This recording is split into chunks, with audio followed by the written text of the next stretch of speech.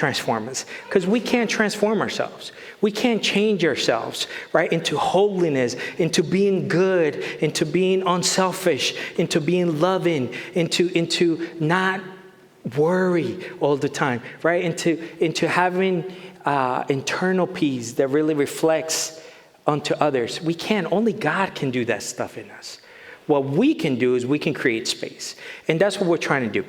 But one of the biggest challenges is that we're not ever fully present sometimes.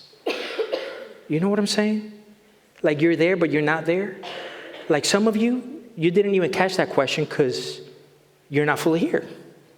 You're still thinking about the coffee. Or in fact, you're probably thinking about what you're going to eat for lunch. So we can be present, but not fully present. Let me tell you what happened to me last week. I have an excuse. I'm sick and I'm taking medications. That's my excuse. But I took Mina out for lunch. She gets out of work early on her birthday. So she gets out of work early. And then we meet at a Starbucks. And I leave my car there. And we leave in her car and we go eat lunch.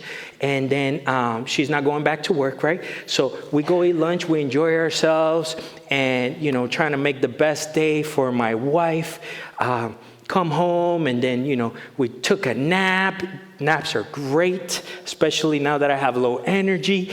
And then at night, we went out with my kids to celebrate her birthday again, right? So we had lunch, we had dinner. So it was a good day.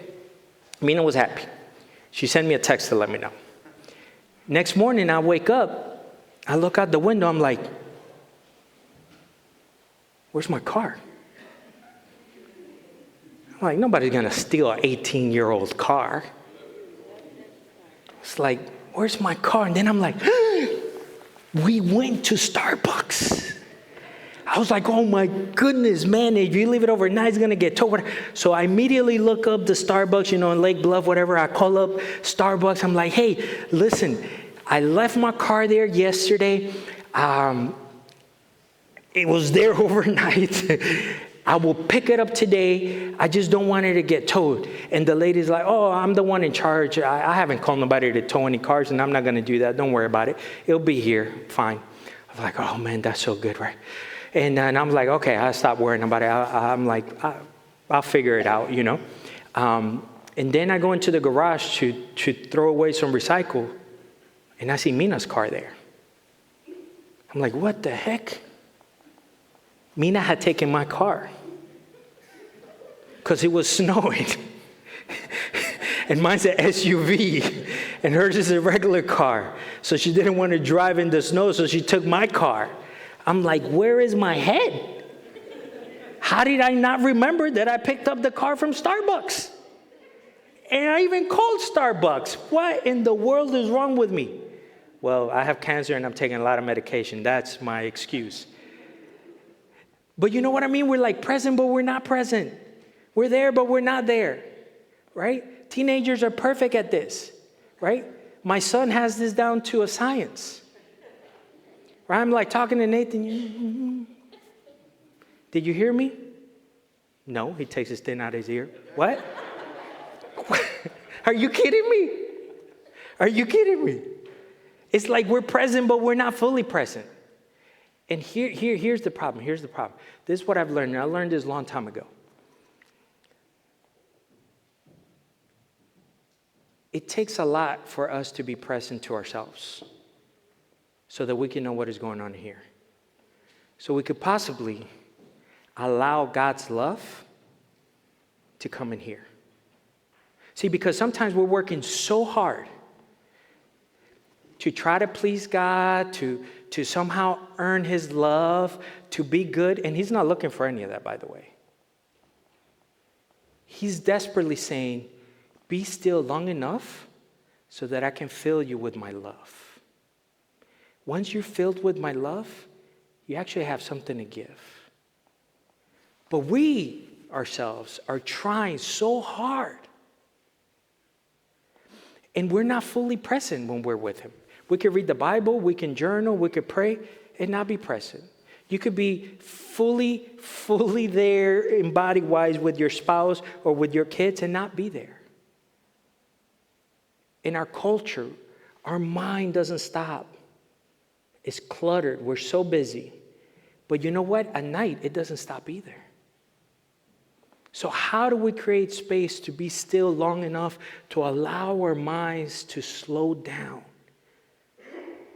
Now, let's just be honest. Raise your hand. Do you have a hard time slowing your mind down? Let me see.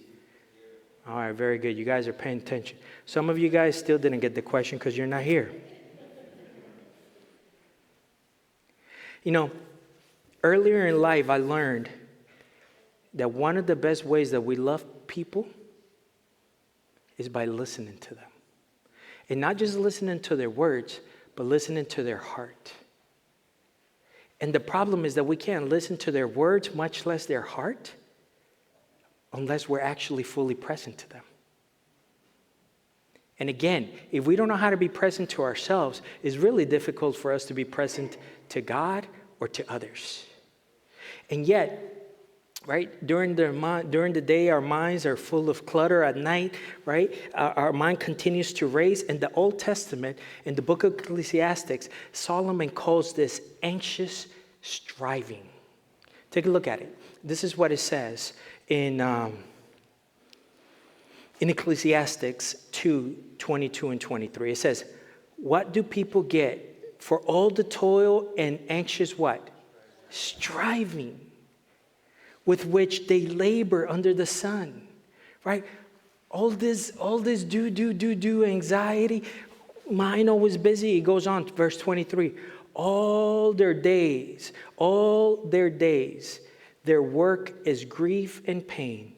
Even at what?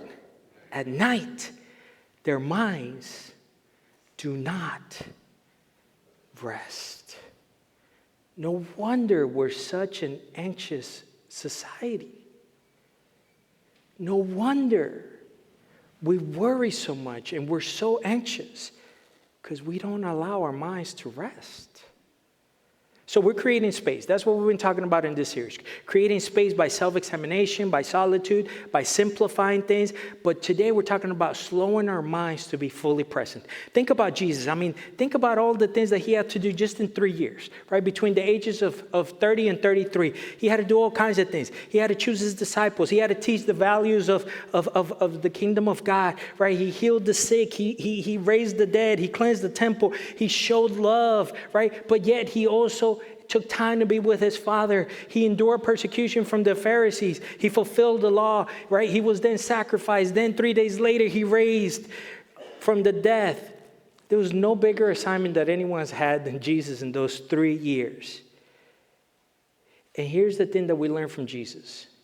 Jesus consistently and intentionally created space to hear from his Father, but most importantly, to be present with his Father. You know, I heard a story yesterday of someone that my wife and Oscar and Vanya at a spiritual retreat. This weekend, I just don't have the stamina to be able to do that throughout the whole weekend. So I was able to, they gave me the opportunity to just through Zoom be able to look at the lectures and be a part of that. And it's interesting, one of the ladies that spoke, she said, you know, there was a time in which my life was just overwhelmed. And she was a professor at Moody, you know. She has a doctor's degree in spirituality and in theology and all these things. But her internal life was not good. She had all the credentials, but she didn't know how to allow her mind and her heart to be still. And she went to her mentor. Her mentor said, go find a church that has a cross on it and just sit before it. Now, this is a busy lady. But what she did is she was so tired and so overwhelmed that she couldn't even pray. She didn't have the strength to pray anymore. So what she did is every morning she would go to this place and for an hour and a half just sit in front of that cross and look at it. And she said over the days, some days she would just cry for an hour and a half. Other times she would just be silent. Other times she was so tired she would fall asleep. And she said after 6 weeks, something began to happen in her. She began to find herself, and she began to be able to allow herself to accept God's love for her. But it took pausing. And see, it wasn't her trying. She wasn't even saying anything. She couldn't even pray. It was about her creating the space to simply be still and allow her soul to tell her and to tell God what was going on in here. Let me just tell you, there's a lot of us that what is in here is shame, is hurt, there's pain, and we just keep on pressing. We just, especially, for a lot of us are immigrants, and immigrants have this mindset that you are defined by your work ethic. You're not. I bought into that life for so long. that I am Hispanic, and because I'm Hispanic, I am a workhorse. People may say that I'm not the smartest, but they will never say that I don't work hard. There's a sense of pride in that is not good. And then there's also a lie in there that says, I am defined by what I do, not by who I am. It took me a long time, and I'm still in that process, that I am defined by who I am in Christ, and what I do flows out of that. And now more than ever, God has paused me to saying, you can't even do what you want. You want to do good, you want to do many things, you can't, because your body just won't let you. But your body will let you do what I want you to do for this season of your life and for this day. And you know what's the horrible thing? Sometimes all I can do that day is sleep. And you know what? Inside of me, I know in my mind that that's not wrong, I'm sick. Inside of me, I still feel guilty. I still feel guilty. Why? Because I've been taught my whole life that I am defined by what I do. And the moment that I'm not doing, I feel guilty that I'm a loser, that I'm letting people down, that I'm not doing what I should do. Guys, this is a constant battle. And for those of us that are young, that we're trying to define ourselves, right? We're trying to figure out who we are. Man, it can really, really destroy us. I was a pastor. I had a master's in ministry and in the Bible and all these things, and yet I still almost destroyed my marriage. Why? Because what's in here wasn't being lived out in here. I was more concerned with doing for God than being and allowing myself to be loved by God. See, listen, this is what we need to understand. There is no such thing as intimacy without intentionality. So in order for us to be intimate with God, intimate with ourselves, intimate with those that we're supposed to love, right? If you're married, if you have kids, unless we're actually intentional about it. Now, we know this, right? Like Mina hasn't been here for 3 days, and I miss her. Like, I wake up in the middle of the night, I drink so much water throughout the day that I have to go to the bathroom all night, right? If I don't, then I get cramps in my legs. So I have to constantly be drinking water all day long. But that means I'm going to the bathroom all day long and all night long, right? And when I wake up, Mina's always there. In the last couple of days, in my mind, she's there. And then I walk back and the bed is empty. Feels so weird, right? She's not there. And what's incredible is that we know this. In a marriage, there's no way that you can have intimate connection. I'm not talking about sexual connection. I'm talking about intimate connection unless you actually take time to be with that person and to speak with that person and to eat with that person and to laugh with that person and sometimes even cry with that person. Guys, that can happen. I never thought that was possible. I didn't even know I could cry. Now I'm like, what the heck is wrong with me? Why am I crying all the time? But with parenting, we know this as well, right? We know this. We can't have an intimate connection with our kids unless we're intentional about creating space to be with them.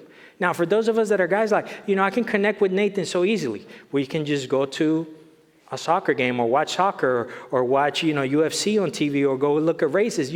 We do guy stuff, right? So it's easy. But how about if you have a daughter? Oh, well, that's the mom's. No, that's on you. You know what you do with your daughter? You take her out on dates. And all of us know this, right? You have to be intentional in order to have intimacy. Well, the same thing with God. But many of us approach either the Bible or prayer as a duty instead of saying, God, I'm just showing up. Even if you're showing up saying, this is weird. Even if we're showing up saying, God, I don't really like you right now. I don't understand you. Even if we're showing up saying, I'm going through circumstances that don't make sense in my mind, that I think you should be handling it different, because you're God and I know better than you, and yet you're not doing what I think you should do, but yet I'm here. We have to be intentional. See, this is the thing. As a pastor, I have never, ever met anyone that was close to God that didn't spend time with God.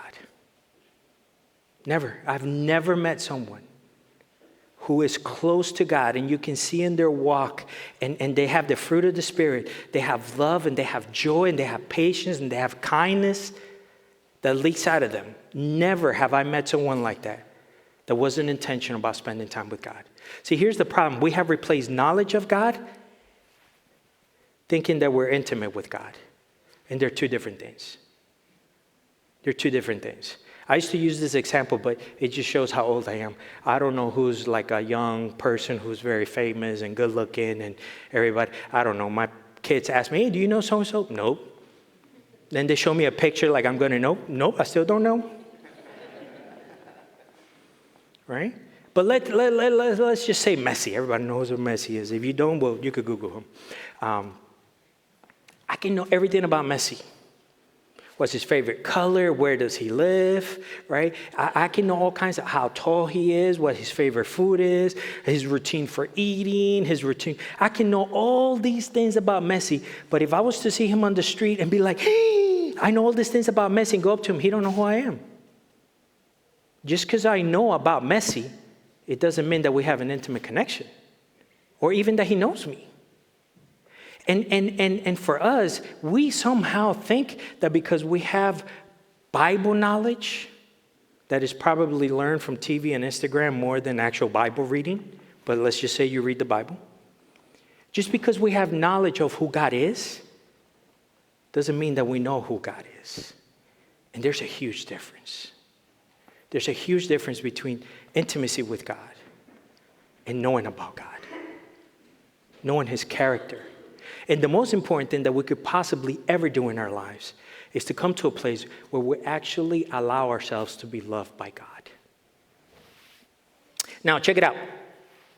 In the Gospels, we see Jesus withdrawing from the crowds and the demands and the expectations, right? He always secluded himself. He slowed down. He went into silence and solitude. He paused to pray and to be present before the Father and to hear his voice. Take a look at what Mark says. Mark 1:35 and 37 says, very early in the morning, while it was still dark, Jesus got up, left the house, and went off to a solitary place where he what? Prayed. Now, sometimes prayer doesn't mean that you're talking. Sometimes prayer just means that you are in the presence of God, being silent. In fact, Mother Teresa said this. See, and this is where we need to realize that we don't just come to church and do our part. There's levels to our growth and our transformation. Mother Teresa was interviewed, and this guy was like, "Man, you're known for prayer. You're so known for that. Like, what are you doing all that time in prayer?" She's like, "Well, I listen." And then the guy thought that he was smart that was interviewing. He's like, well, what does God say? And she said, he listens. And if you don't understand that, then you're not going to get it. And if you don't understand that, then you still don't get it. Prayer is about actually being intimate and being with God long enough to where your heart and your mind slow down and you can hear yourself so that you can find God in the midst of that. But in our culture, that's insane. Why? Because we're addicted. All of us. I used to think it was young people, but all of us. We've been watching this show, me, Mina, and Nathan. And we're watching the show, and I turn around, they're both on their phones. I'm like, what? I understand Nathan. Mina, for real? See, I can talk all kinds of trash about Mina today. She ain't here. But if she comes and complains, I know one of you guys snitched. Nah. We're so addicted to technology. We don't know what to do. And I already said this so many times, right? You're in line, you're in line in Target, and there's 3 people ahead of you, and you don't know what to do with yourself. I don't even know what I'm going to look at, but I'm going to look at here, because if I'm not on my phone, I feel stupid. What is wrong with us? Guys, we're not citizens of this world. We're not citizens of this world. We are citizens of a different kingdom that function differently, that think differently, so that we can love differently, so that we can allow ourselves to be loved. Here's the thing. This cup has water. Well water. It smells delicious.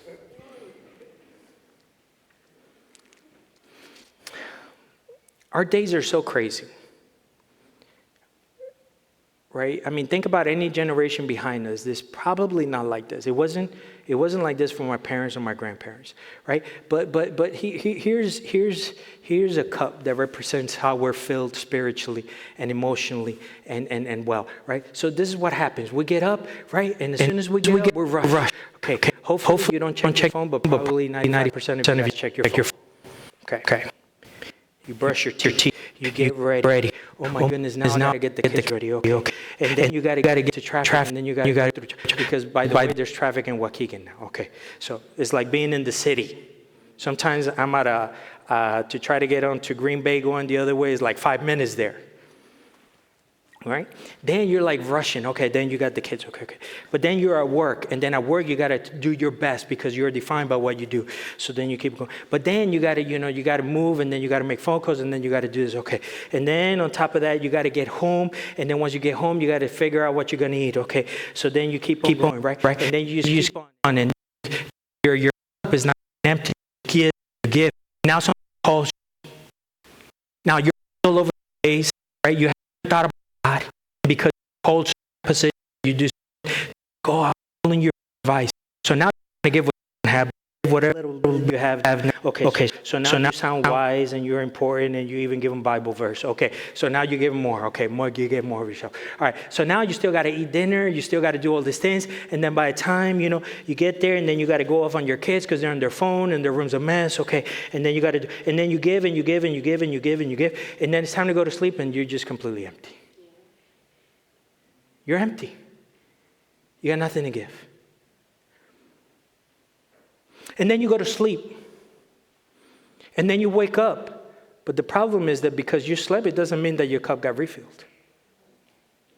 At all. Maybe you have more energy to do more on your own strength. But you got nothing else to give. And your cup is empty.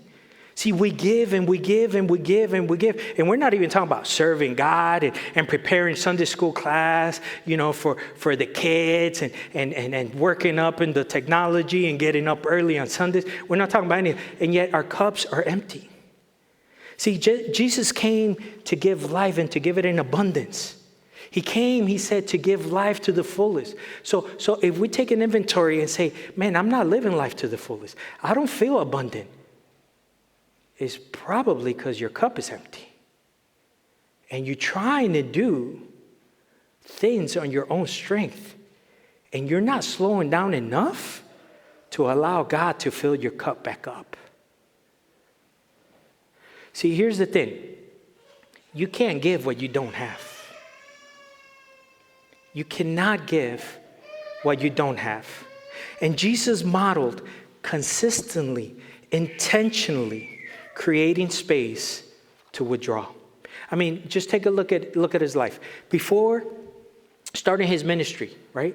He went for 40 days into the wilderness. Before making important decisions, he got away and prayed and heard the Father. After a long, hard day of work, we see in Matthew that he goes away and he replenishes before God. After ministering to lots of people, he got away so that his cup will be filled again, right? After losing a close friend, Lazarus, right? He goes and he pulls away to refill. And this is Jesus. If Jesus is doing this, how much more do we need this? But see, here especially the longer you've been in church, the harder this is. Because you know those things here, and you could probably teach those things here. And if you're having a conversation with people, you could probably quote all those things. It doesn't mean that you're actually doing it. And that's where we lie to ourselves. Because we know, we think we actually live that. And we're far from it. And eventually it'll leak out. It'll leak out in anger, in burst, in sin, in trying to self-medicate in different ways. See, you can't continue to pour out if you don't fill up. It's impossible. Impossible. And some of us, guys, we're empty. We're all poured out. And we're still trying to act like we're filled. And we're still trying to act and give advice and talk to people like if we're filled. And the only people that we're fooling is ourselves. And the people that we think that we're trying to help, we're actually hurting them. Because you know what you're sharing with them? Your own wisdom. And your own wisdom is not enough.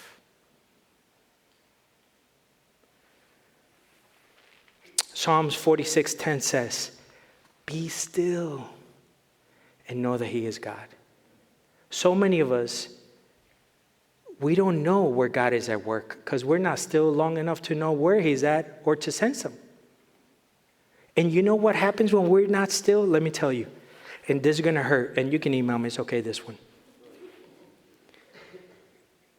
If you're not being still long enough to know that He is God, you're trying to be God in your own life. That's why you can't be still.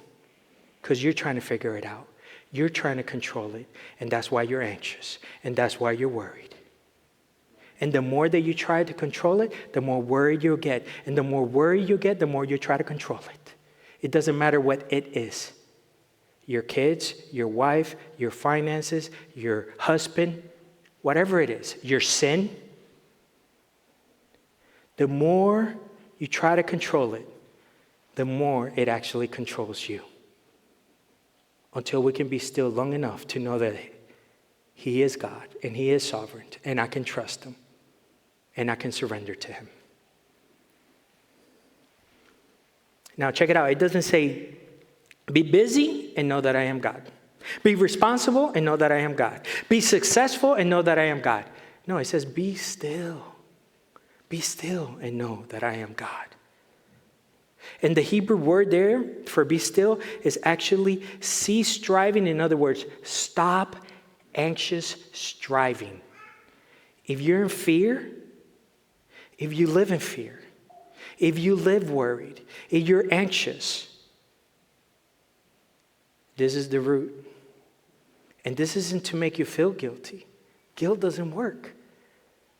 This is so that you can be convicted and invited to something better.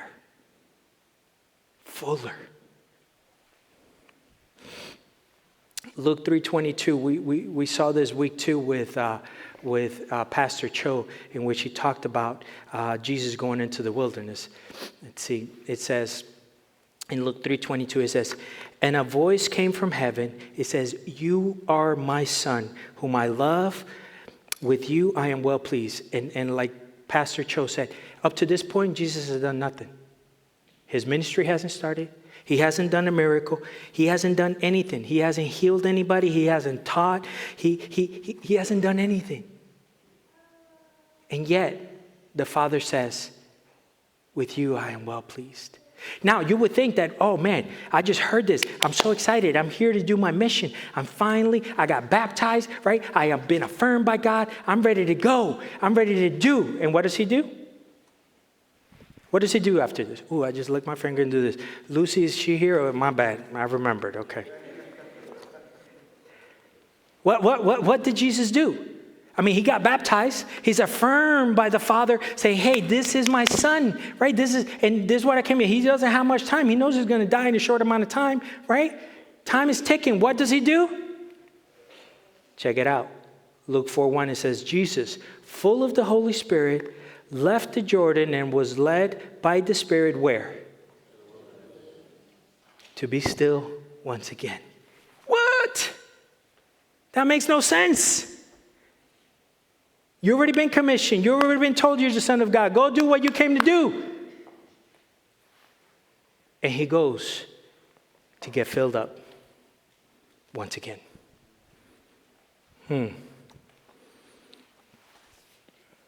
So how do we slow our minds to be fully present so that we can be present before God, before ourselves, and before others?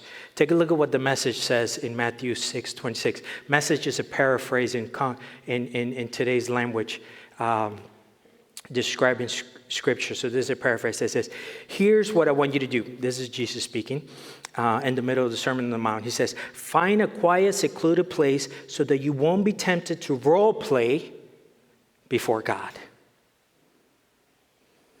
Just be there as simple and honestly as you can manage. The focus will shift from who? From you and your worry and your anxiety and what you want and what you're trying to convince God to do. The focus will shift from you to who? To God. And you will begin to sense what? His grace. Wow. That's what we all need. That's what we all need. Now, this is not isolation. I need to be very clear. Isolation is when we run from others, when we hide, when we feel shame and sorry, right? And we're self-medicating by just pulling away from everybody.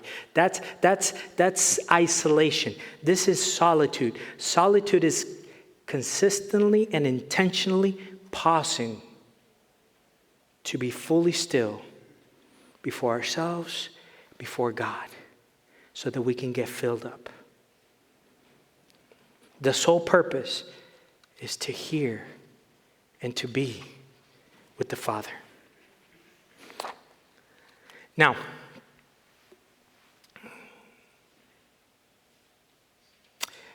you'll be amazed at what your soul will tell God if you pause long enough. If you allow yourself to just fully be present before God, you'll be surprised as to what your soul actually wants to tell God. You don't have to force it. You just have to let your soul talk. I mean, just let it express what it feels. And you'll probably give praise to God. You'll probably cry. You'll probably shout. But also, you'll probably tell God that you're hurting, that you're afraid, that you're ashamed, maybe that you're mad at Him, maybe that you need Him. See, but here's the thing, and please listen. Be fully present to what I'm about to say. I only got a couple minutes left. We're afraid to be still for several reasons. And one of them is, if we're still long enough, and we face ourselves, we might actually have to face the lies that we tell ourselves. The lies that there is no pain, that there is no hurt, that everything's okay, that I don't need anybody. If we're still long enough, our souls will tell us that those lies are not true. We're also afraid to listen to what God may have to say.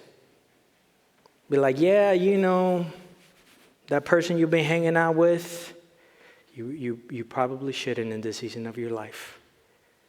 And you're like, nah, I really like that person. They fail me in a way that you don't, God. And He's like, well, just be still long enough before me. You see that I will fill you a lot more than that person ever could.